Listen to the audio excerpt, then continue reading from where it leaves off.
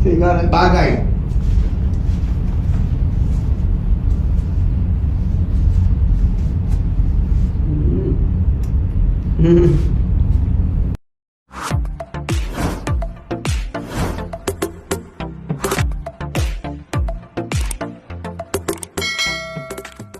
Miss Universe Chelsea Manalo ibinahagi ang kanyang saya at excitement na nararamdaman bago ang kanyang closed-door interview.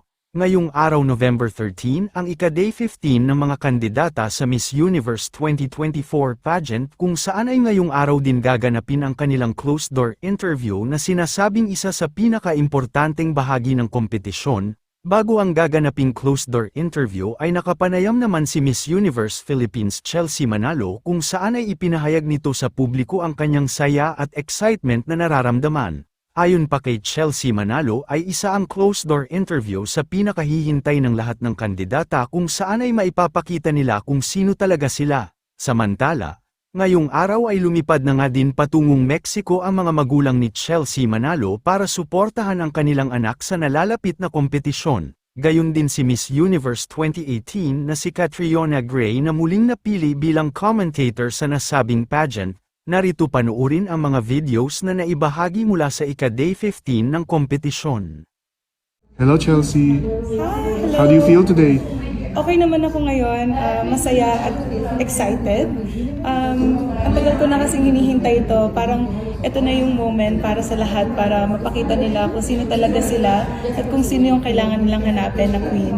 And I know that I came in here with that pure heart and I couldn't be more excited to just tell them more about how it is like, you know, in the Philippines and what they can work with also. And it's right here. So maraming girls dito na deserving, ang gaganda nila. I think everyone is so beautiful. Everybody will shine. But ngayon kasi there's nothing else I can see. But sometimes in a galaxy full of stars, it's the smallest island. It's the smallest stars that will shine the brightest.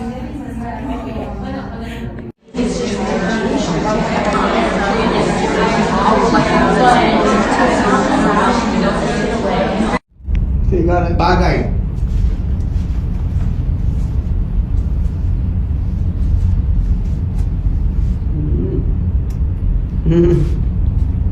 Chelsea, I came, I came for you after I Mexico. know. love this girl. I always am expecting you to come. I You know have a that good you will. heart. Thank God bless you. you. God Thank bless you. you. Thank you Ako so na bahala much. sa mami daddy mo. I'll take care of them. Oh my gosh.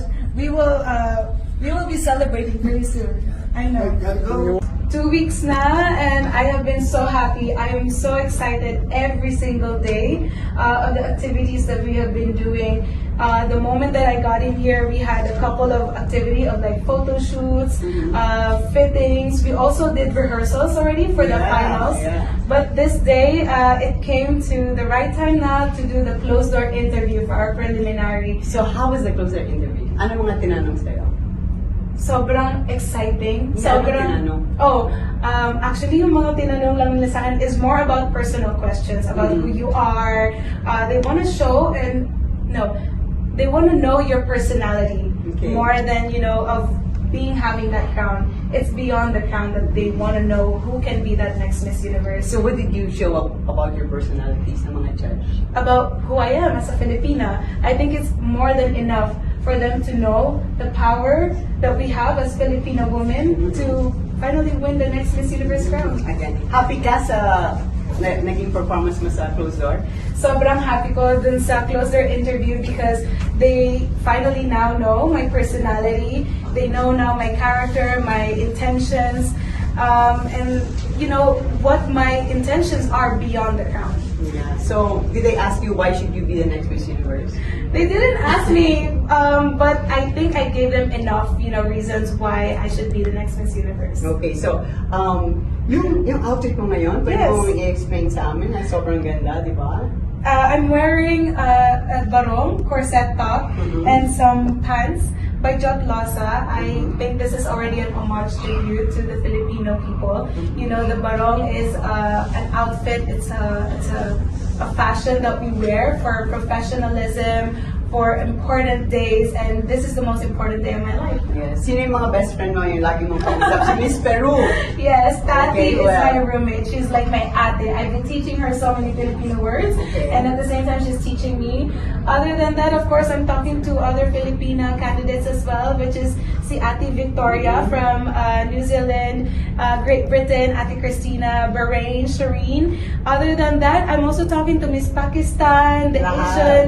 Yes, I'm So, enjoy trying- ka. I'm enjoying. This is the best time I've actually been having after, you know, Miss Universe Philippines. It's like going to a different whole new level, but must enjoy ka na. And this is your first time in Mexico, so what do you think of this country?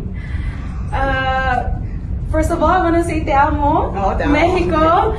It is really nice here. It's been my dream to go to Mexico. It's really similar to the Filipino community, how we are so family oriented, Yeah. the religion, the culture, how the festivals that they celebrate. We were able to do the Gala de las Catrinas. Yes. And that is a really beautiful festival that they have here in Mexico, and I was so honored and so thankful that I get to experience that. You know, in the Philippines, we have so much culture as well, and the Yeah. resemblance is the same. So Chelsea, mahirap ba ang laban dito? Ano sa tingin mo? Na-enjoy ko yung laban, As- and I'm seeing the stars aligning. You know, I told really? it. Yes, you know, Okay. Miss Diane, in a galaxy full of stars, it does shine. Pero yung pinakamaliit na star, that is the star that will shine the most. Wow, so anong strategy mo sa prelim? Sa prelim? To have a little bit more rest, to be more of myself. I think kasi kung enjoy ka lang, happy ka naman, then, you know, magre-reflect naman yan at the finals. Okay, well, your millions of fans in the Philippines are waiting for this interview and waiting Yes. for you to talk to them. So, please, dile, ¿qué tal? Chelsea Manalo in Mexico. Hola, ¿cómo estás? Te amo, Mexico. I am so thankful for your support sa lahat ng mga Pilipino, sa lahat, everyone in this world. Thank you for your support.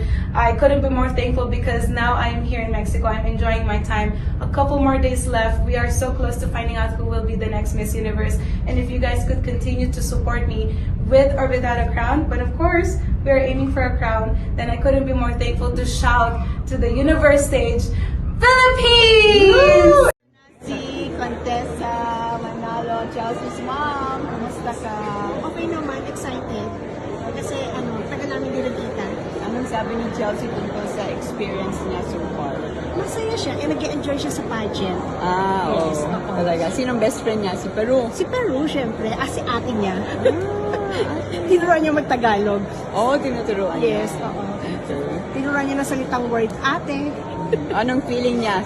Strong competition? Kaya ba? Kaya? Kaya naman. Ay, Lumalaban. did you watch the... I'm sure you're looking at the videos of the other Latinas, no? Oo. Ay, Maganda po ng anak mo. Siyempre. Manas eh. ano sa mami? Ano sa mami? Okay, hi Daddy! Kamusta? Excellent po. Confident na? Excited? Or nervyos? Laban na po. Ang Miss Philippines natin. Okay, here's the gang, Mommy. Kamusta? Ano po, excited. Yes, excited makita si Chelsea. Mula nung dumating kami sa Mexico, hindi ko pa siya nakikita. Ay, hindi pa. Diba? Ano, parang nag-usap kayo sa phone. Yes, tumatawag naman siya. Anong sabi niya? Ganun din, excited na siya makita kami dahil it's been, matagal na 2 weeks na hindi kami nagkikita. Kamusta daw siya? Okay siya, nag-enjoy sa laban, sa mga rehearsal. Daddy, how are you? Okay lang po. Viva Mexico! Laban pa Pilipinas. Okay, this is where everybody waits for the girls to arrive. The lobby of the hotel. Hoping we get a glimpse of them. They're not allowed to stop, so at least hopefully makita natin si Chelsea. Opa. How's Miss Thailand? Yes, Miss Tyla from Thailandia. Yeah, from Thailand. Very excited? Yeah, really excited. Thank you so much for Philippines. Yes. Philippines. Philippines. Salamat po. Right. Thailand and Philippines, Miss Universe sisters. Yeah. Right? Yes. Yes. Absolutely. Ayan si Chelsea.